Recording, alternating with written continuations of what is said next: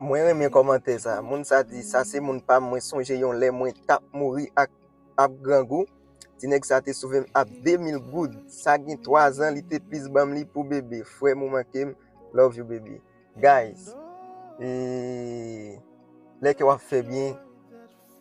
ou mettre quitter terre ça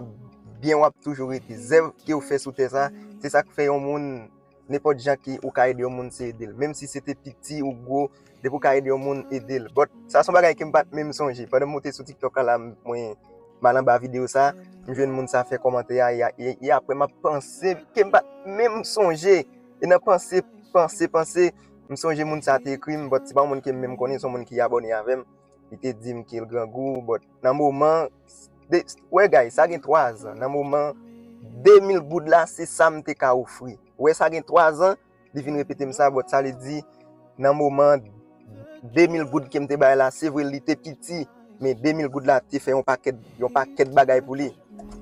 si ouais journée jeudi à la après 3 ans il ka venir dans vidéo ça le dit 2000 goud là c'est gens qui me te dit là dans moment c'est ça qui me te ka offrir ça le dit 2000 goud ça c'est dans cob travail moi qui me te offrir li but il était petit même te bari avec parce que te dit la on ti moun li gen problème li grand goût but premier ça me te fait me c'est mettre maman dans place li et puis mettre dans place ti moun ça parce que me connais grand goût pas douce but me te juste dire c'est pas tant pour gagner que me gagner non mais c'est seulement 2000 gouttes qui me ka bali ouais après m'a écrit entendez m'a écrit pour reconnaissance pour montrer que 2000 gouttes qui me te bali même s'il était petit mais ou te valoriser ça. Ça veut dire c'est pas parce que c'est 2000 gouttes là ou te mérité dans moment non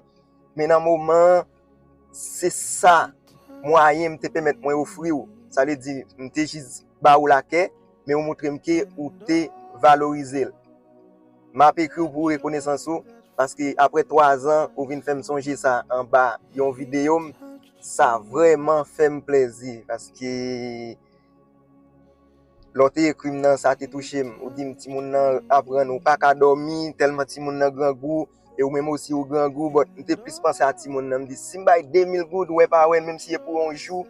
et bon Dieu après c'est à Kembali même si c'est pour un jour la petite petit moun ça m'te plus penser à petit moun parce que on est un petit moun guys et m'ka dit on moun ta doit gen tout problème mais on moun pas supposé gen problème manger but pense whatever moun qui à l'étranger samedi là y a ka deal ça veut dire problème manger c'est pas bagay yon moun te ka gen tout problème guys mais problème manger yon moun pas supposé gagner surtout dans temps ça qui n'a vivre là problème manger guys et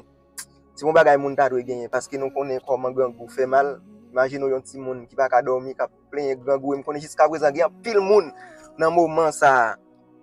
cap petit moun nan men yo gen pas gen petit moun tout mais qui pas mener une vie et qui grand goût surtout pour payer c'est triste dans temps ça qui n'a vivre là pour nous moun a souffrir pour manger toujours